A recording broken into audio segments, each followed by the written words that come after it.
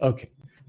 So the qualitative methods are they're needed because they document lived experiences, cultural practices, and help us gain emotional insight into the client's problem, into the client themselves. So now moving on to life history. Life history, according to the sociologist Robert Jones, said this quote is there in our material.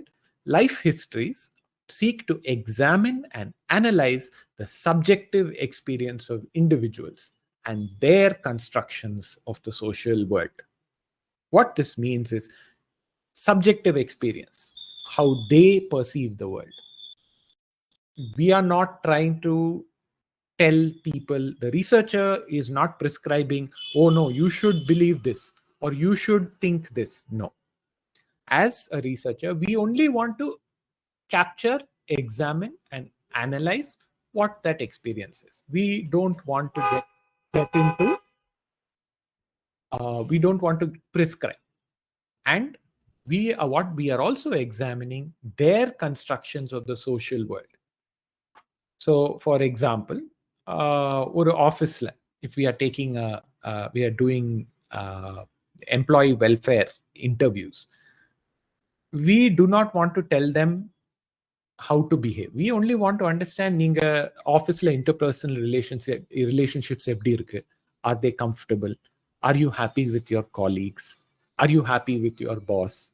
See, these are we only want to examine. We will analyze it later, but we only want to examine what it is.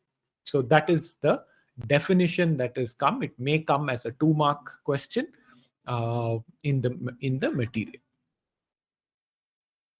Now, life histories or oral histories. There is a difference typically between life history and oral history. Life history is a story of one person's story of their personal development, what is the culture they grew up in, their emotions and perspectives. Those of us, if you get a chance to watch Malgudi Days, please watch it. It is or any film by Satyajit Ray or any of the Tamil masters, old art films. They are excellent at capturing this aspect of life history. The story of the development, culture, emotions, and perspectives. So, what does it reveal? It reveals, it reveals a person's perspective of themselves. Now, in a clinical setting, when you go if you work, for example, under a psychiatrist. Now, I had the opportunity to be present when they were taking the history of one patient. That was a case history. That was not a life history, but it was a case history.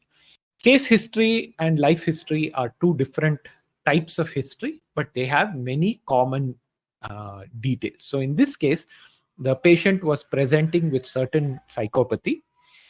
And when the patient presented with said psychopathy, the person's life history and case history were taken in detail. Taking case history and life history takes time.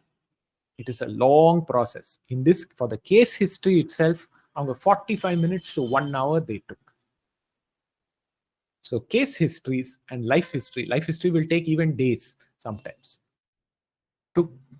And it is done gradually in a therapy setting to understand who is the patient, what are their motivations, what is their perspective of their story. Oral history is separate.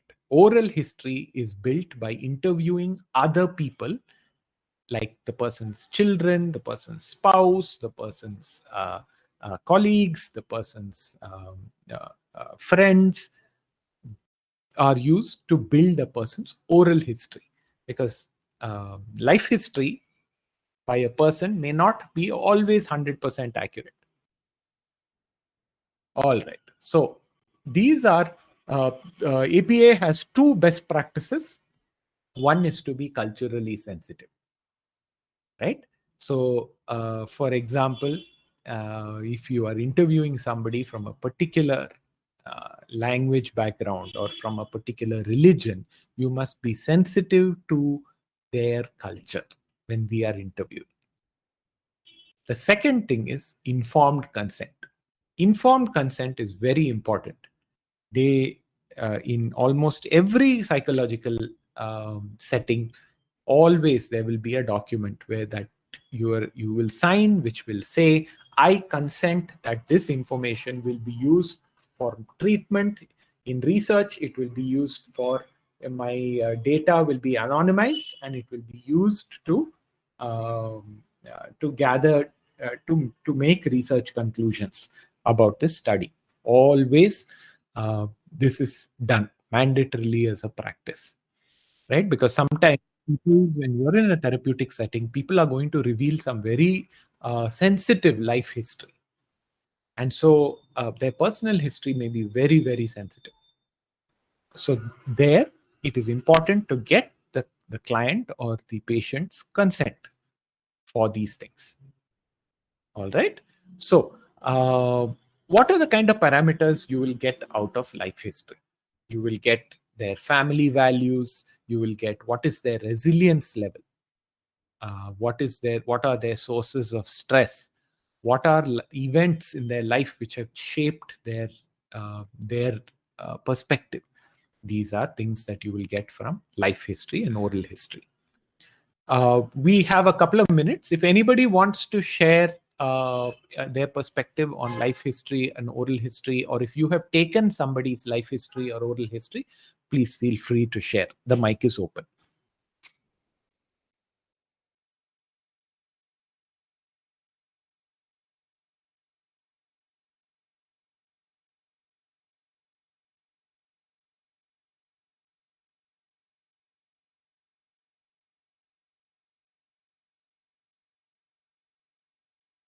And is any movie taken on Mother Teresa? Any movie about Mother Teresa? Yes, there are documentaries. Okay. Because the one person I really want to meet, but couldn't meet her.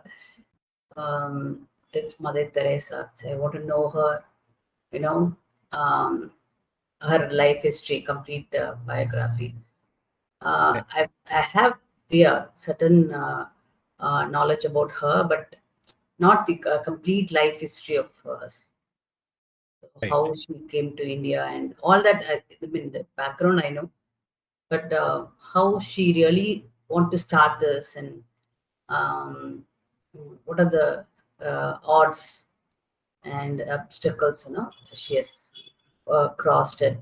So all that I just want to know as a biography. So Right. if there is any documentary, please recommend. There are two I can recommend. There is one called for Mother Teresa for the Love of God ? Mm. And another one is by called Mother Teresa, No Greater Love. Mm.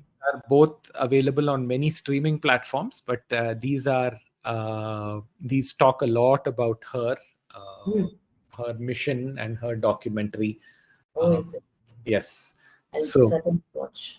those are two very good perspectives. You may not agree 100% with all the perspectives, but that is what makes a good documentary. It will open up certain things about her mission and her work. Oh, nice. So now, so if nobody else has anything else to share, one thing I'd like to share is I have seen, like I just mentioned, in a clinical setting, taking of history. One of the things is which we will cover is that history will never be taken only by one person. It will be taken by many people, and they will go into excruciating detail, extreme detail, how you felt, what you thought at that moment. So you அது நீங்க பார்க்கணும். You should see it. If you get an opportunity to be a part of a psychiatric treatment team, or at a psychiatric ward, or in a counseling center, if you have the opportunity to witness history taking, especially life history taking, it is a experience you will not forget. I had the opportunity to see two very good interviewers take this, not for research purpose, for the diagnostic purpose, but it was very detailed and extremely thorough. So that is something I encourage you to take a look. Right. Now moving on to documents. Now you may wonder what is the documents have to do with research. So in documentation, many times you as a researcher, you will have to gather various documents, um, from various sources to support your research, because many researchers, they already செஞ்சிருப்பாங்க உங்க ஃபீல்ட்ல, உங்க டாபிக்ல. They would have already chosen, and அவங்க certain investigation செஞ்சிருப்பாங்க. நீங்க அதே investigation repeat பண்றதுல there may not be merit, but there will be merit in studying what has been done and whether it is the same as your approach. So here, for documents, there are two types of documents. One are primary documents, primary documentation sources, and primary data documents and secondary data documents. Primary data documents are taken directly by the researcher. That is interview transcripts, field notes, maps, photos. These are things that are drawn or taken by the researcher. Secondary data documents are government reports, census, school reports. Ninga, for example, if ninga school, you go to a Chennai school, anga you want to study asthma, you want to study whether asthma levels correlate with anxiety, or asthma. The children with asthma are more prone to anxiety because they are unable to breathe, and whether it affects their academic performance. So if you are studying, for example, you can use the attendance register to find out absenteeism among students, health department reports, right? So this is how you will pull various research sources that support your research. One of the practices when as a researcher you must use is triangulation. So what is this? Triangulation is the use of multiple data sets, multiple methods, multiple theories to address a research question. You cannot take one data set and say, okay, this is what it is. That is it's called cherry picking. You cannot pick one thing that supports your point of view and just say, okay, now I'm going to propose a theory based on this, or write a paper based on this. Those of us, I know there are many of us who are excellent researchers who have written papers, presented at conferences. I encourage you to speak to them. They know how much rigor they must go into in order to come up with a research paper. So they use what is called triangulation. That is, you use various sources, multiple sources, at least 3, to address a question. And why do you do that? It is used to remove any bias from your work.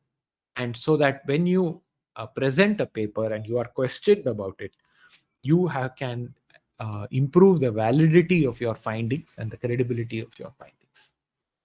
Right? So use documents, use it next to interviews, use it next to observations, use all 3 to increase the validity.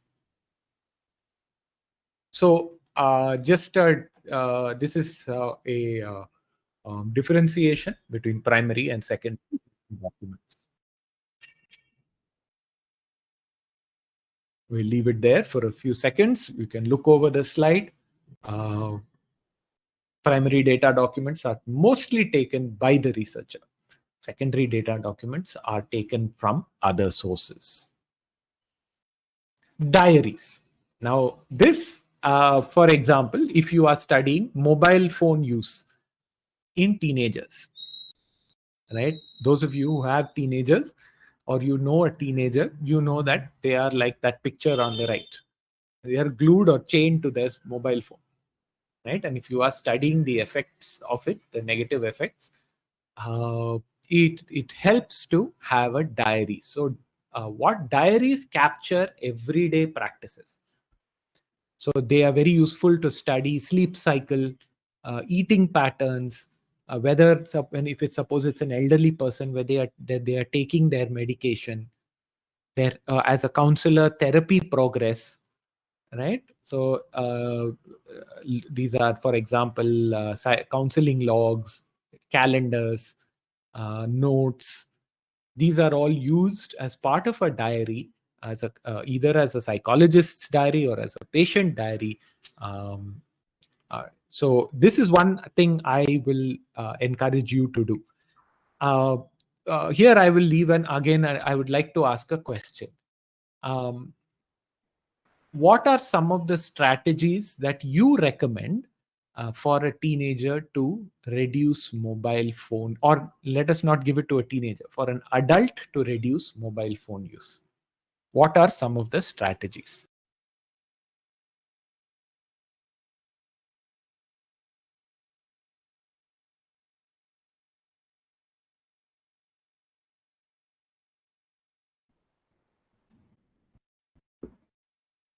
Keep yourself occupied, the work. Okay, keep Yeah, ourselves occupied with yeah. something else. Okay, so distract. You, yeah, to distract, you have to distract.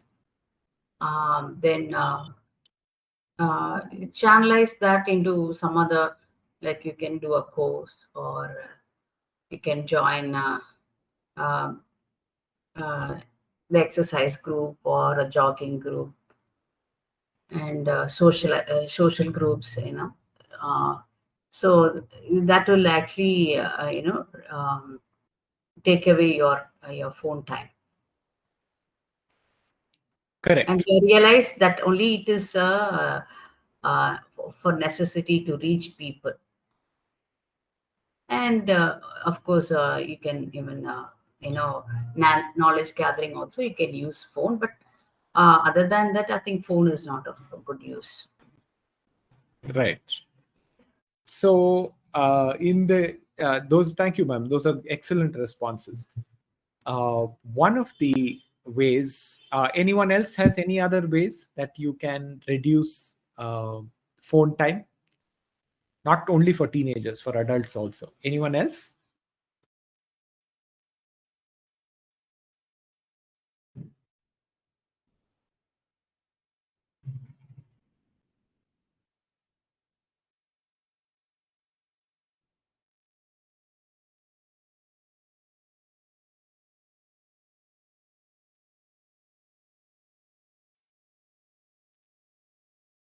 All right. If there are no other specifics, for example, in this case, maintaining a diary itself will allow you to spot certain what are the patterns of, say, mobile phone use, eating.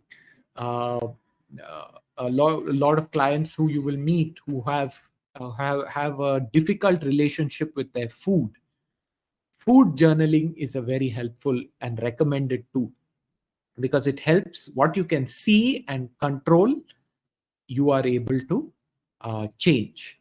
So a lot of counseling when it comes to when it comes to a client's relationship with food, or mobile use or any kind of addictions, it helps to keep a journal. So the best practices here is that your uh, diaries should have specific prompts. They should be like a checklist, or it should have a very specific data that it captures. And better for it to be digital friendly.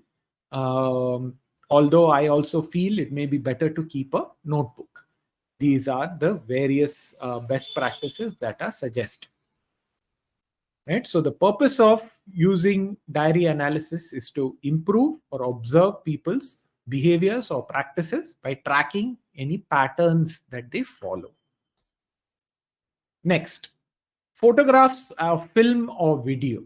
Now, photographs, film or video in a therapy setting have uh, two purposes. One, it's used as data. A photograph of a person, for example, if one of the photographs, when you photograph a subject doing a child, for example, if you are if you are studying them in a counseling in a research setting, in a classroom, or if you use video or photographs to capture, say, a subject's behavior or a group's behavior. Yesterday, we learned about ANOVA, where we analyzed a group. For example, if there are 3 study groups or play groups in a Montessori, you are trying to identify differences between the 3. It helps to have video recording, because video recordings offer a more holistic understanding of how they would act. It can capture their body language. It can also be used, for example, you show somebody, say, you're counseling an elderly person, you can show them a photograph of, maybe if they were in the military, show them a photograph, and it will bring back certain memories, and you will see what kind of emotions they feel. You will also see their reaction to how certain stimulus. So these are the value of photographs and video footage. So in a therapy setting, when we say, you can even give a participant a photograph. For example, I will. Here is one exercise for each of you. Go and find a photograph of yourself from your childhood, and hold it in your hand and note down what emotions and what thoughts you are feeling. What is your first impression? We often do this in clinical settings. When you want somebody to get into a thinking mode, give them a photograph from, or ask them, or a video from a different time in their life, and you will see many times they will settle down and they will begin to think carefully. So this is an example. It's a very good exercise of reflection. I remember we have been told about journaling in a previous class. Carolyn ma'am has explained to us about journaling and the benefits of it. Similarly, go look at a photograph and note down the emotions, the memories, the thoughts you have about it. Different photographs will bring back different memories, and the expression of that is very useful. Similarly, for film and video is very useful in a research setting. So for example, if you're in a family counseling, especially if you're in couples counseling, a lot of he said this, she said this, but she said this then. So many times researchers with informed consent will say, we will record every session, so that when later on this he said, she said does not come, right? It becomes clear. And then we become to a place of honesty. Nanga honesta we can discuss. Did you say this? இது நீங்க சொன்னீங்களா? இது நீங்க சொல்லலையா? What is the situation? We can analyze it better when we have visual data. So when you are using video or photos in a research, the APA best practices: one, you must always get consent, right? Two, you must always get it must always be anonymized. I don't know how many of you have there is a book, I have it right here. It is called How Emotions Are Made: The Secret Life of the Brain. It's by a researcher called Lisa Feldman. She's a psychologist. Lisa Feldman Barrett. So she talks about how emotions are created, and she talks about uh, the classical emotions: happiness, surprise, sadness, fear, anger, disgust. uh, and she talks about um, Paul Ekman and Ekman's theory of classical emotions, and she goes on to talk about, they went to a place called Papua New Guinea, and they had experiments with a tribe called the Foray people. These Foray people had no contact with the Western world. And you know something very interestingly?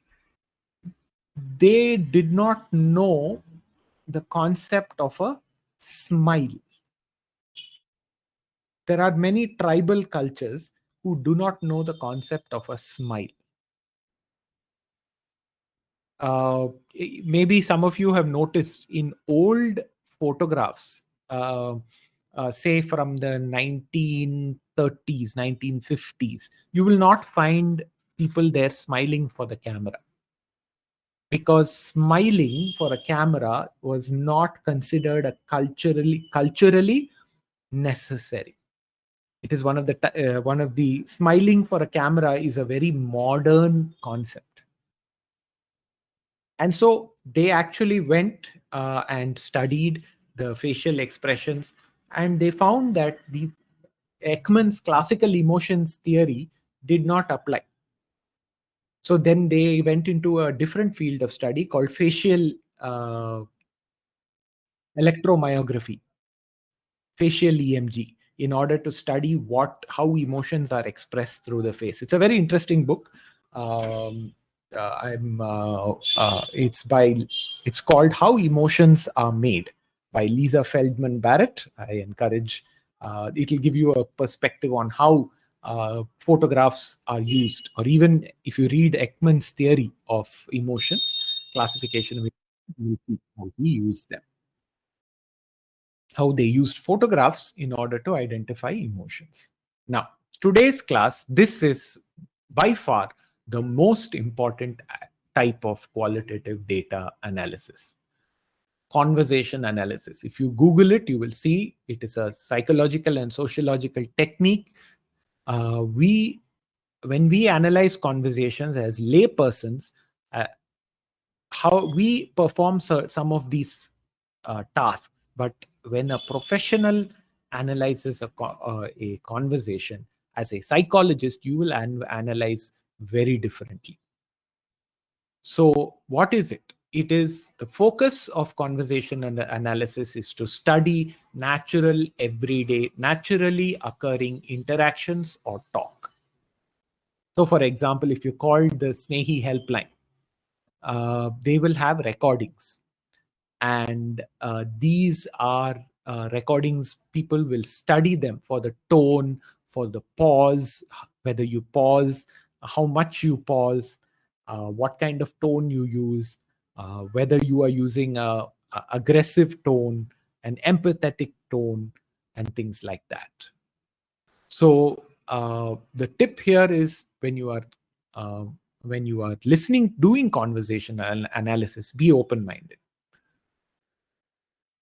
Many times researchers will bring their own feelings and bias. As a psychologist, it is very important that as psychologists, it is important that we do not bring as little bias as possible to any kind of analysis, especially conversational analysis.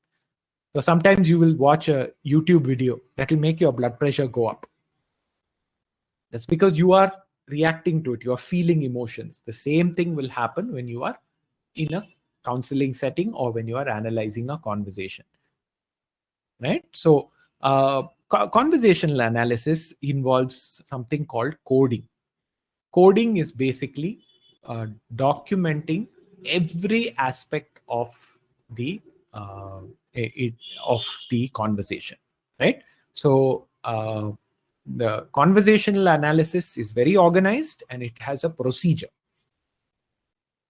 right? So we will at the end of conversational analysis, you will get into certain themes that will come out of that conversational analysis. So the steps of conversational analysis are: one, transcription. To transcribe the conversation, listen and write down. Nowadays, you have transcription software also that will do it, but in extreme detail. So I will show you in one of the slides what degree of detail. The second is inductive analysis. So inductive analysis, as opposed to deductive analysis, we studied this. We don't talk about so inductive analysis, you don't go and make look at data and come up with a solution. Based on what you see, you make a generalization. So it is here is one of the uses of inductive analysis, where you just identify the patterns.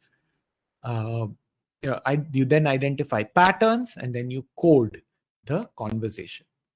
After you have coded the conversation, sometimes one conversation will be coded by many researchers to do a psychological analysis, to do a thematic analysis. There are people called there is a subfield called discursive psychology, where they talk entirely about how conversations are analyzed and what themes conversations will yield. And finally, you will build an inference. Now, let me show you what a conversational analysis looks like. It's a little small, so I'll describe it for you. So when somebody is transcribing it, they will they will identify whether somebody's overlapping talk is there. If they put an equal to sign, they will say there is no or very little overlap when one speaker stops and the other speaker starts, right? They will even code how many in seconds, in microseconds, how much interval is there. So you can note down how much time. So if you are analyzing a conversation between a client and a therapist, or say a husband and a wife, or a parent and a child, the person who is transcribing will even note to the smallest detail if they are talking, for example, about infidelity, and the husband has cheated on the wife. The researcher will note down how long the husband took to answer a specific question. See, all these details, we reveal a lot when we open our mouths and speak, much more than we think. So, conversational analysis will analyze whether your tone is higher. I'll give you an example. One of the things that happens when somebody is lying, their tone of voice will go slightly higher than their normal. This is one of the generalizations. It's not always true, but in certain situations, somebody who's lying the pitch of their voice will go up. So this shift in pitch will be documented. In patients who suffer from mania, a sudden raise in pitch and sudden raise in volume will be documented. Those then they study semantics, even the choice of words, how long they say a word. Like, for example, if somebody calls me Alan, right, that is one emotion. If somebody says Alan, they are communicating something else, right? This is just identified by the tone and the vowel, how long they held a vowel or a consonant. This was the system of transcribing conversations was defined by a person called Gail Jefferson. Her name is there in the material, and she identified the transcription system to show whether the pace of speech has increased, pauses, increase in volume, increase in pitch, laughter, shouted words, stretching sound. So conversational analysis for psychologists is a very interesting field. Very now a lot of AI tools also do it, but not very accurately. So conversational analysis is an important topic. In fact, it is the most important topic in this chapter. Text. Now, what is the difference between text and documents? Now, text and documents, they are very similar, but there are two kinds of text. One is naturally occurring text. That is, for example, a newspaper, or if it's a meeting, minutes of a meeting. Uh, produced text is there, which is interviews or focus groups. Right? Field notes, for example, are natural. Transcripts will be natural, but produced, that are in a very produced setting. When you create documentation, then it is those are the two differentiators. Now, how you interpret any text or document is basically based on three theories. One is the grounded theory. That is where the researcher looks at it and says, yes, a patient has said this. This is what the patient believes. The narrative analysis theory, they look at it as a story. It could be literal, it could have certain symbolic meaning also. Discourse analysis, or in our textbook, it will be written as the uh, uh, it will be written as postmodern. People of postmodern persuasion, they will not relate the person with the text. They will say the text itself creates certain it creates its own impression. So it is not a neutral representation of the participant. It is an expression of their reality. Right? So these are various paradigms which people go into with regards to text.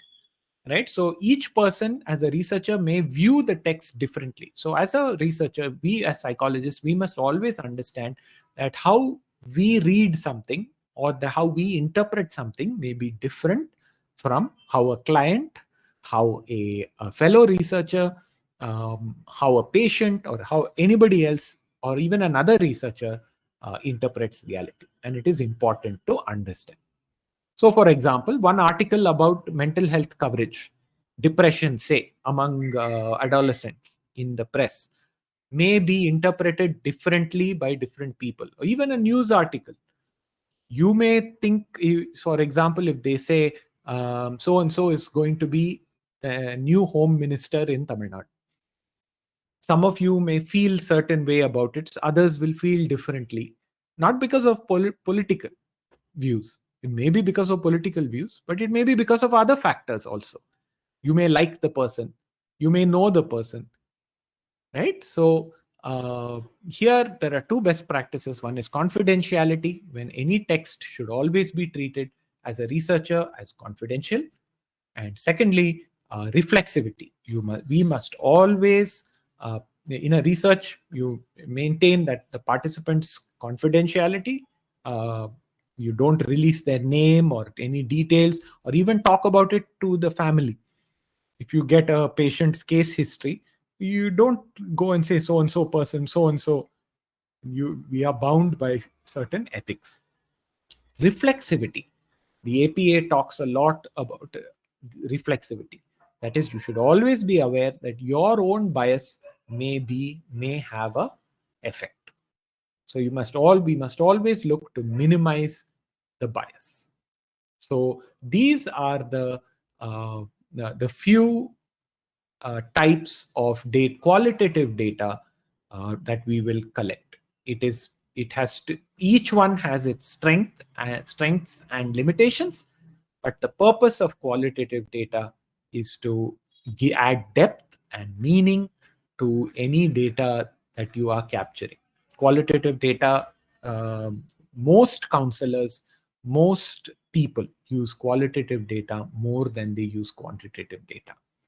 So with that, we come to the end of this class. If anybody has any questions or comments, or if you want to share an experience of when you have seen any such data, please feel free. The mic is open for a few more minutes. Alan, sorry to interrupt. Can you just explain the first four slide, because we missed that recording, right? Yes, sure, no problem. All right. So briefly going over the types of data, we looked at the two types of data. There is qualitative and quantitative data. Qualitative data describes something. Quantitative data measures something. So that is the primary difference. We looked at at this slide where we checked our understanding of, for example, red pants, short hair, are examples of qualitative data. 5 feet 4 inches tall, 17 years old. This is mathematical, numerical, which is quantitative data. Outgoing personality is primarily qualitative, but if it is measured on a personality scale, it can be measured quantitatively as well. We looked at the purpose of qualitative data was to generate hypotheses and to support or substantiate the findings of quantitative information.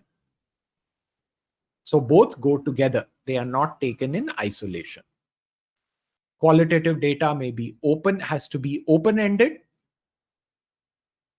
That is, it will be, you will ask how, why, what happened, right? And it will be relative. The answers will typically be relatively less structured.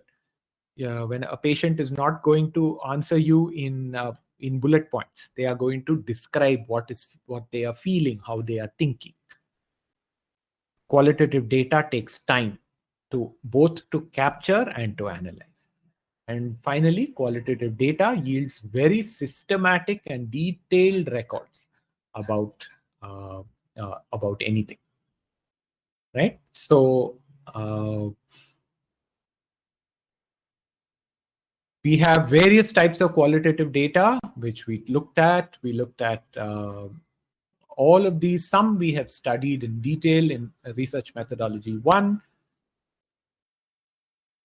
And we looked at why qualitative methods, to explore meaning, emotions, and culture, and to talk about the APA recommends their qualitative method, lived experiences, cultural practices, and to get emotional insight. We talked about the Chennai Rains. I recommended this book, Rivers Remember, and it is a excellent qualitative example. Many movies, many social movies also are excellent. So movies that talk about social or political issues, they are excellent qualitative. They are not data, but they are excellent representations of qualitative data, right? And it is important that qualitative methods are very good to capture multicultural sensitivities. Um, for example, in certain cultures, if you travel to certain countries, pointing with your finger is a highly offensive thing. You always point with your palm, all fingers extended. You'd never point with one finger. So things like that, to capture those things, qualitative methods are very good. But then we looked, of course, at life histories, and I think this is where we kind of started the recording, and we looked at the definition of life history to analyze the subjective experiences of individuals and their constructions of the social world. So those were the basics of qualitative data and methods. Any questions or comments, please feel free.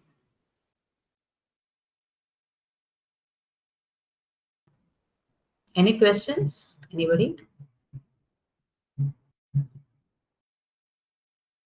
Very simply explained, Alan. Very nice. Put it very simply, and I think you can write the exam straight away. That's I wouldn't recommend that, but yes, thank you very much. Please study the book, because there are Yeah. certain Yeah. You sections. have to go through the book. Yeah, we'll have to go through book. We understand. Thank you, Alan. Thank you, everyone. Thank you, Alan. It was a very Thanks. nice session. Thank you. Have a good Thank you, evening. Alan. It was good. So, Thank you. bye bye. Yeah, Bye. thank you. Good night, everyone. Good night.